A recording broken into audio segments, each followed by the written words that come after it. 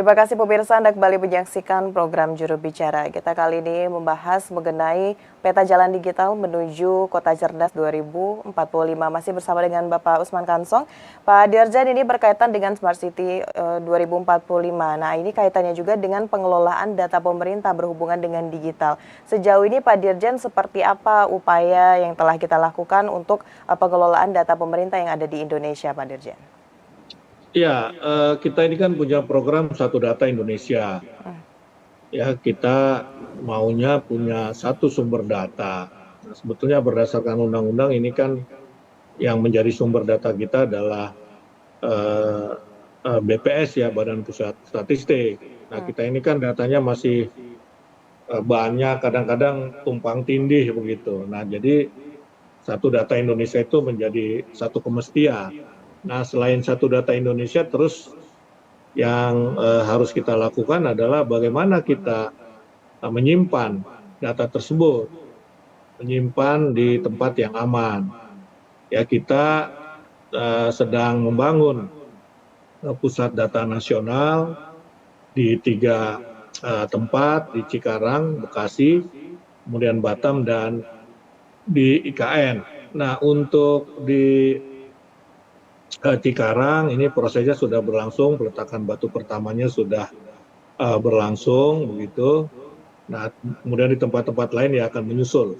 Ya, tahun 2024 mestinya yang di Cikarang kita targetkan sudah selesai.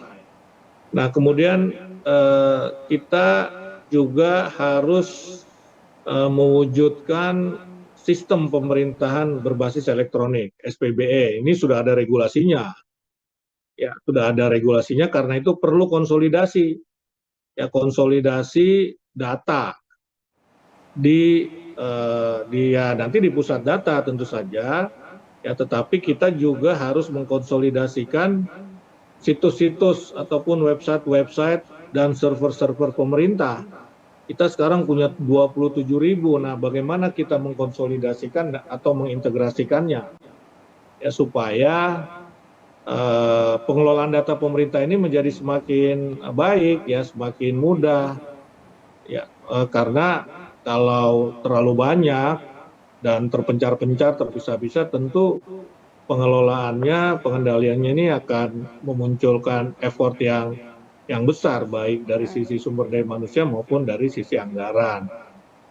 Belum lagi ancaman serangan cyber kalau kita kelola sendiri-sendiri, karena itu perlu satu pusat data yang dikelola secara terpusat ya, agar penggunaan dan pengamanannya bisa berlangsung secara baik.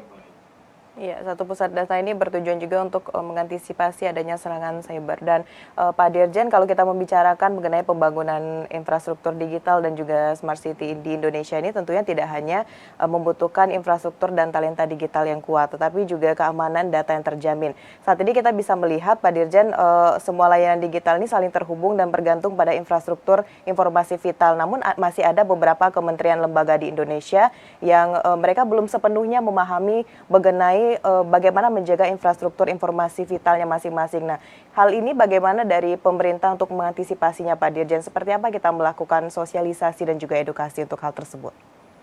Ya, yang pertama tadi yang seperti saya sampaikan, bahwa dalam konteks transformasi digital atau roadmap ataupun peta jalan digital Indonesia 2045, salah satunya adalah aspek regulasi. Ya. Nah, karena itu dalam konteks misalnya pengamanan data ataupun antisipasi terhadap bahaya kebocoran data, kita harus bikin regulasinya dulu, dan kita sudah punya namanya Undang-Undang Perlindungan Data Pribadi. Ya, yang kedua, kita harus mempersiapkan sumber daya manusia.